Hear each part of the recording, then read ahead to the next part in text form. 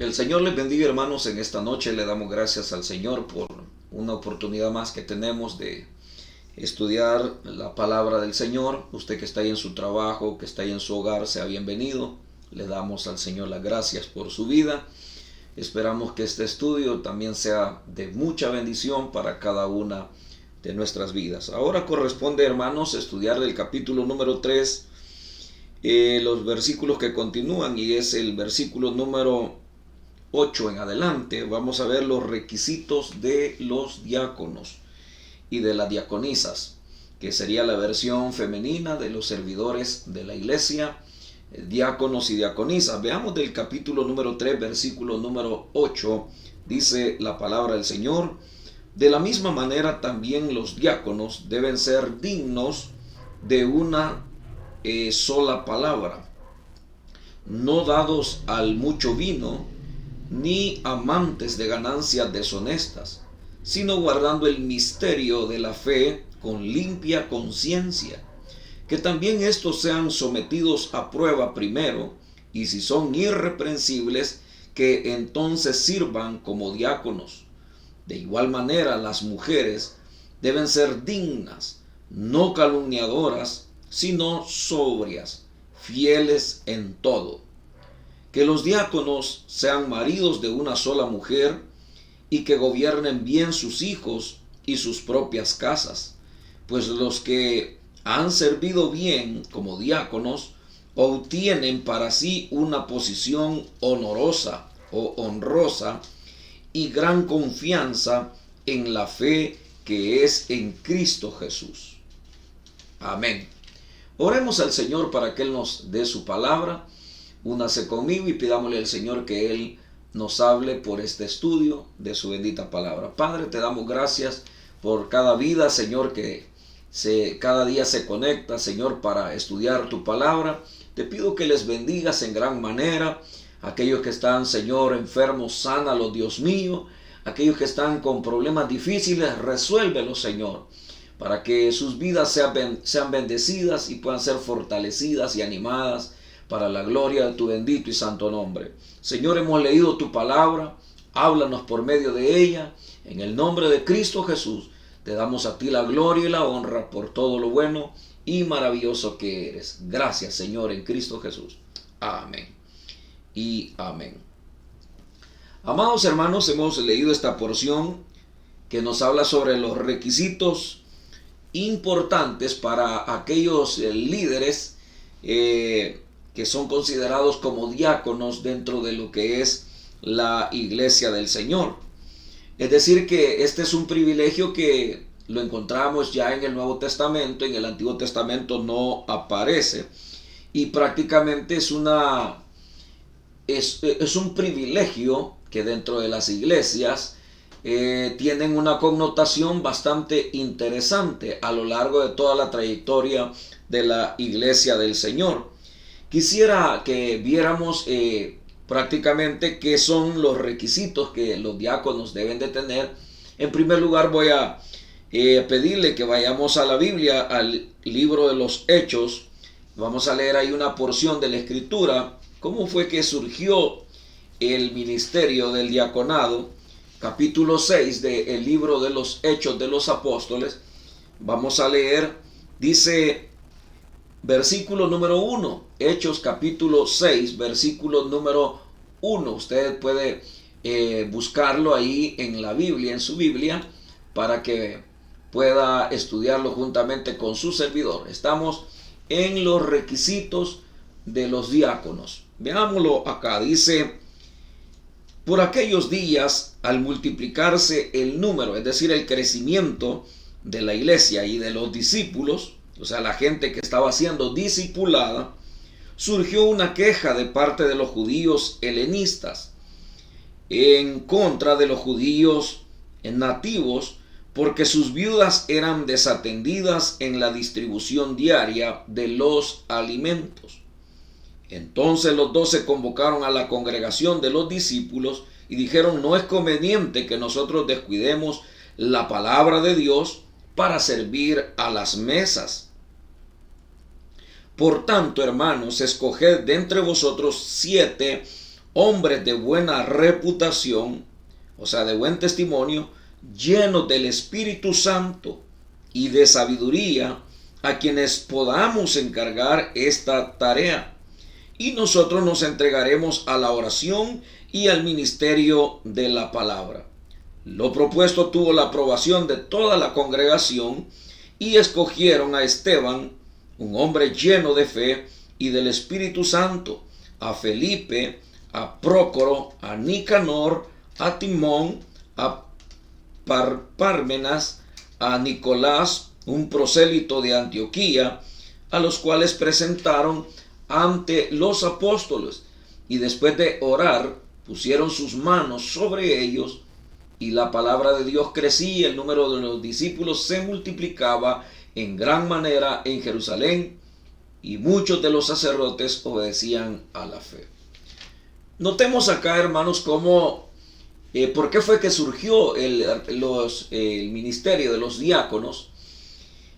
¿Cómo fue que surgió? Y es porque la iglesia estaba en crecimiento. Dice que el número de los discípulos estaba en crecimiento.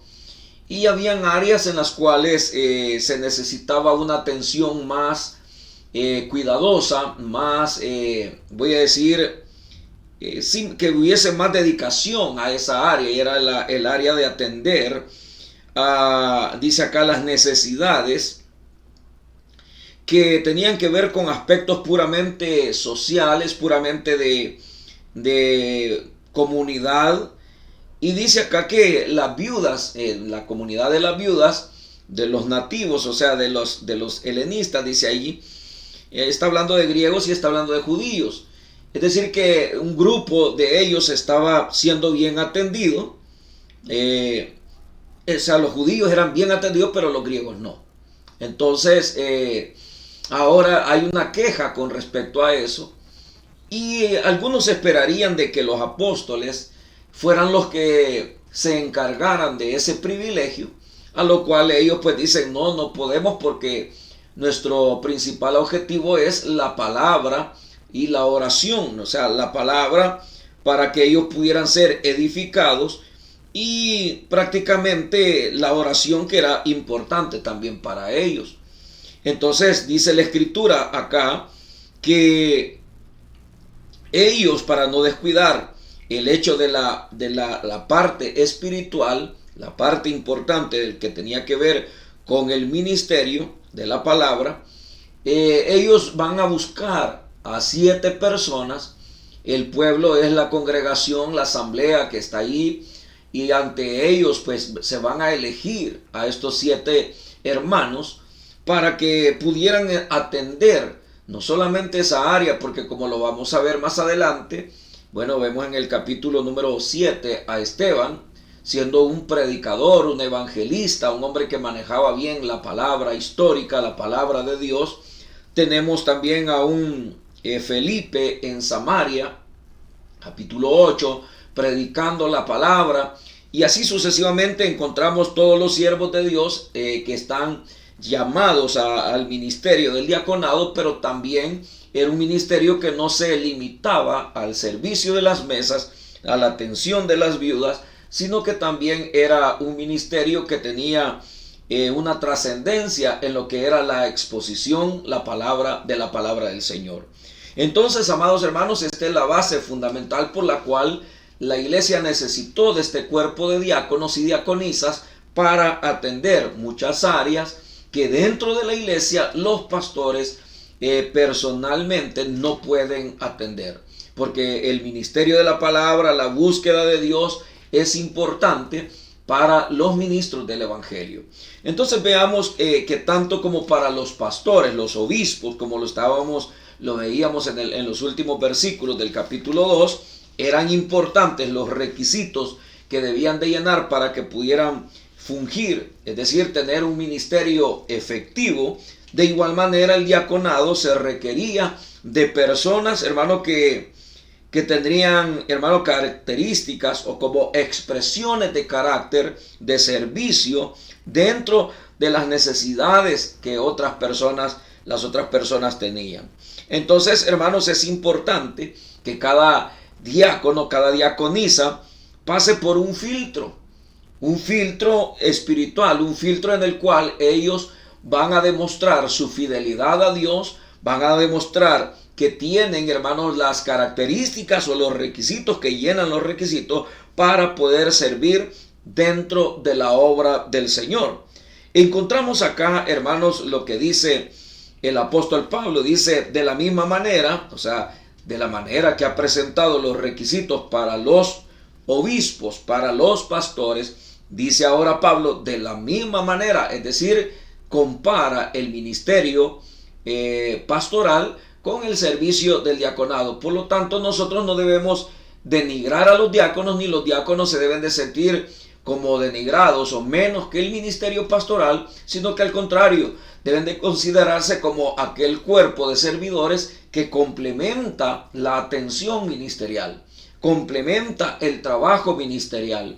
Entonces, por eso los debemos de respetar, debemos de amarlos, debemos de apoyarlos, para que dentro de la iglesia ellos ejerzan un servicio voluntario, un servicio, hermano, con un carácter cristiano, con un carácter de servicio, de entrega dentro de lo que es la iglesia del Señor.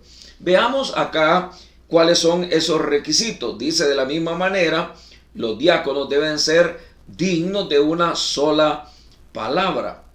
Es decir, que no deben de ser personas de doble ánimo, personas que no mantienen su postura dentro de lo que es el servicio de la obra del Señor. Es una persona sobria, una persona que es, voy a decir, de confianza. Es una persona que no es vulnerable ante el engaño, ante tantas situaciones negativas que se pudieran presentar dentro del servicio de la obra del Señor. Luego dice, no dados al mucho vino, ni amantes de ganancias deshonestas. Dos requisitos importantes: no deben de estar señalados de ser personas que ingieren bebidas alcohólicas. Es decir, que el diácono es una persona que está ahí como un apoyo ministerial a lo que es el pastor. Debe también de mantener su postura en el sentido de su testimonio de no ingerir bebidas alcohólicas. Por otra parte, dice que no debe de ser tampoco amante de ganancias deshonestas. No debe de hacer la obra de Dios por un interés mezquino, por algo que él va a recibir. Todos servimos a Dios por amor a él. Claro, siempre la Biblia dice que el obrero es digno de su salario, y Dios en su fidelidad bendice todo el servicio que nosotros desarrollamos en nuestros privilegios. Por lo tanto, siempre Dios habrá de recompensar y honrar a aquellos que de todo corazón le sirven en el diaconado. Dice también que deben de guardar el misterio de la fe con limpia conciencia, guardar su corazón en la doctrina, la enseñanza que de la palabra de Dios, de la gracia del Señor han recibido ellos. Es decir, que no deben de desviarse de la fe, no deben desviarse oyendo otras doctrinas o herejías que muchas veces confunden a los servidores, y ellos a veces introducen herejías y errores. Dice aquí que guarden el misterio de la fe. Es un misterio porque es algo, bueno, Pablo lo maneja así, de esa manera, como algo que se va revelando. Va revelándolo a través de la persona de Cristo, y ahora se va revelando a través de la iglesia.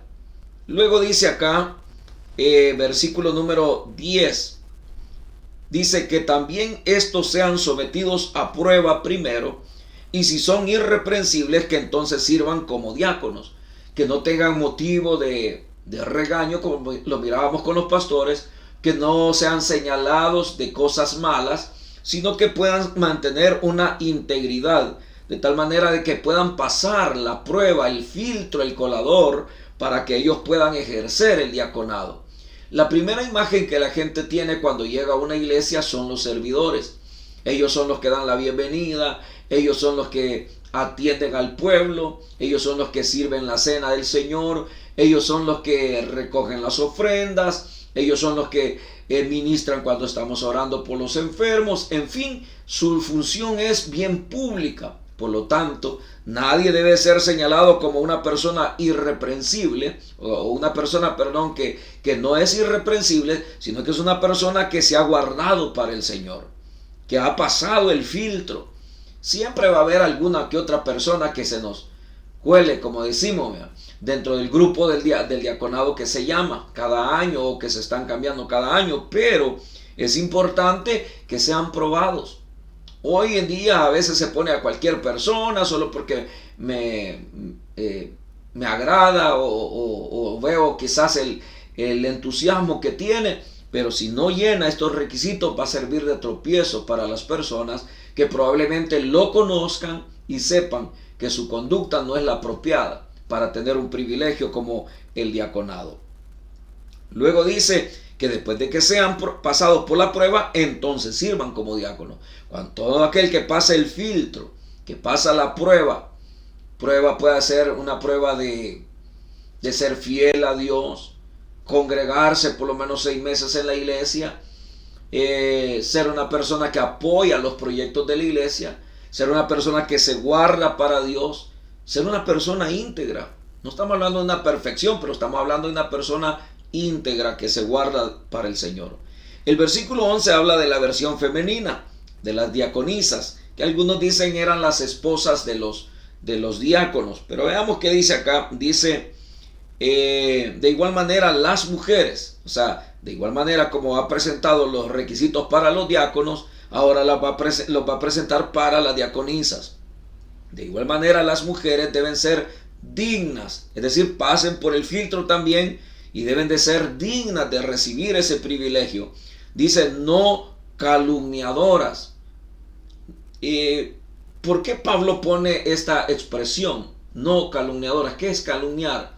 Calumniar es señalar a otra persona, hablar de otra persona, poner en mal a otra persona. Es decir, que es una actitud a través de la cual nosotros estamos denigrando la dignidad de otra persona. Entonces dice acá que no deben de hacer eso las mujeres. Las diaconisas deben de guardar prudencia, de tal manera de que si algo ellas saben, algo ellas les cuentan, no deben de andarlo divulgando, sino que al contrario deben de guardarse de la calumnia, porque muchas veces las personas pudieran hablar, como decimos, en la carne, queriendo ofender a otra persona, queriendo dañar la integridad de otra persona. Y entonces esta persona viene y lo toma, o sea, la diaconisa oye lo que esta persona dice y luego lo comunica con otra persona, y esta lo comunica con otro, de tal manera que se vuelve una calumnia tremenda sobre ciertas personas. Entonces se le hace mucho daño a los cristianos, a los fieles de la congregación. Dice acá, sino que sean sobrias, es decir, que tengan equilibrio emocional, que tengan equilibrio espiritual, que sean sobrias. Luego, fieles en todo. O sea, para las diaconisas, Pablo lo resume a ser fieles en todo. No va a señalar otra vez los mismos requisitos que señaló para los obispos y para los diáconos, que ahora dice fieles en todo. ¿Y qué es todo? Todo aquello que está relacionado con el servicio de la obra del Señor. Que sean buenas esposas, que sean fieles en su matrimonio, que sean fieles en sus relaciones interpersonales, que no se presten para el chisme, para las calumnias, sino que puedan ser fieles en todo. Veamos el 12, dice que los diáconos sean maridos de una sola mujer. Este requisito habla de la monogamia, o sea, igual que los pastores, el matrimonio tiene que ser monógamo, de tal manera de que el matrimonio se debe de concebir para toda la vida.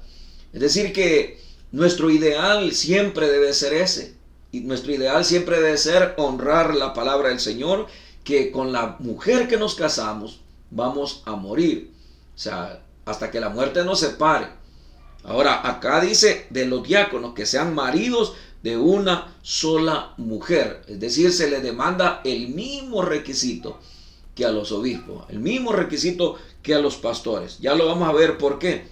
Dice acá que gobiernen y que gobiernen bien sus hijos y sus propias casas. Es decir, que tengan un buen testimonio en su casa sus hijos, que sus hijos no sean acusados de cosas malas. No estamos hablando tampoco de que los hijos de los diáconos y de los pastores van a ser angelitos, no, pero tampoco van a ser diablos que van a estar manchando la imagen de la obra del Señor. Toda persona que tiene un privilegio público, como en el caso de los pastores y los diáconos, debemos de tener cuidado con nuestra familia. Qué lamentable es que a veces el diácono está sirviendo en la iglesia y los hijos andan, como decimos, haciendo lo que les da la gana en la calle, dando mal testimonio y la gente los ve. Entonces eso bota la imagen de un diácono, eso bota la imagen de un pastor. Por lo tanto, debemos de tener cuidado de tener a nuestros hijos, como dice acá, que dice que gobiernen bien sus hijos, dice que gobiernen bien sus hijos y sus propias casas. O sea, no podemos querer ir a arreglar las casas de otros cuando nuestra propia casa está mal. No podemos ir a arreglarle los hijos a otra persona cuando nuestros hijos no están dando buen testimonio. A veces los hijos de los servidores son los que más mal testimonio dan. Y a veces porque los servidores alcahuetean, les permiten, hermano, malcriadeces a los hijos. Entonces, como queriendo decir, bueno, yo soy el servidor acá y aquí yo mando, pero no es así. Cuando nosotros somos servidores, estamos al servicio de la gente. Y no solamente al servicio de la gente, sino que también somos llamados a reflejar y a modelar todos los principios y valores que encontramos en la palabra. Y uno de los que más cuesta es el que la gente pueda ver no una perfección y excelencia en la vida de nuestros hijos, de nuestra familia, pero que por lo menos no sean, hermano, actos groseros, que no sean actos pecaminosos. Rebeldía en los hijos siempre va a haber, pero para eso hay medicina, para eso hay disciplina, para eso hay castigo, por supuesto no severo, sino que siempre con la idea como de obtener un cambio en la vida de nuestros hijos. Veamos acá, dice, y sus propias casas. Ya dijimos que no podemos arreglar las casas de otros si nuestra casa se nos está cayendo. Versículo 13. Pues los que han servido bien como diáconos obtienen para sí una posición honrosa y gran confianza en la fe que es en Cristo Jesús. ¿Qué es lo que ganan los diáconos? Dice aquí que ganan una posición honrosa. Es decir, la gente los va a honrar, la gente los va a reconocer, la gente va a decir, wow, ese diácono, esa diaconisa son calidad. Sus hijos, ellos los educan, les enseñan. Y de tal manera de que no hay nada que para ellos ni ellas, hermano, manche la imagen de su servicio. Entonces, porque uno puede andar bien uniformado, con un uniforme bien lavadito, bien planchadito, pero más que eso, nuestra imagen, la forma de cómo nosotros nos conducimos, la forma de cómo nosotros servimos. Cada año se cambian los privilegios y por ley, o sea, cada año los diáconos deben de ser cambiados según los reglamentos que tenemos en nuestra iglesia. Entonces los diáconos deben de saber que van a servir por un año. Si ganan una posición honrosa dentro de lo que son los hermanos de la fe, los mismos hermanos pueden determinar y decir, bueno, este hermano sirvió bien todo este año, dejémoslo un año más, dejémoslo que siga sirviendo, pero eso ya sería gracia sobre gracia.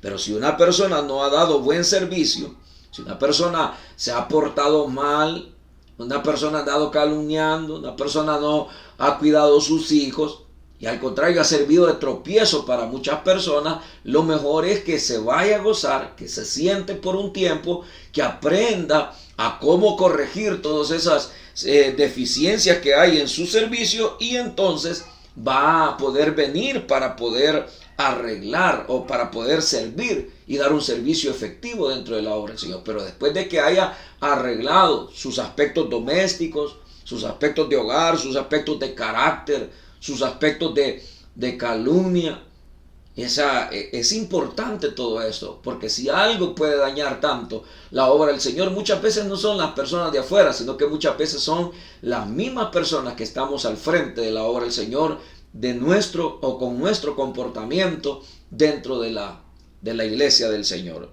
Así que, hermanos, Dios nos llama a que cuidemos la iglesia, y si para ello vamos a necesitar un grupo de diáconos, como dice acá, los primeros requisitos eran llenos del Espíritu Santo y de buen testimonio. Así eran los requisitos que pusieron en el capítulo 6 del libro de los Hechos: de buen testimonio y llenos del Espíritu Santo. Por supuesto, ellos tenían más y tenían todos estos requisitos que hemos mencionado acá, pero los primordiales eran de buen testimonio y llenos del Espíritu Santo. O sea, porque donde hay buen testimonio, el Espíritu Santo va a llenar a esa persona. ¿Por qué hay diáconos que nunca reciben el bautismo en Espíritu Santo, nunca han hablado en lenguas? Pues algo de estar mal ahí. Puede ser que tu testimonio no esté bien. Puede ser que tu entrega, tu consagración a Dios no esté bien. Tu carácter.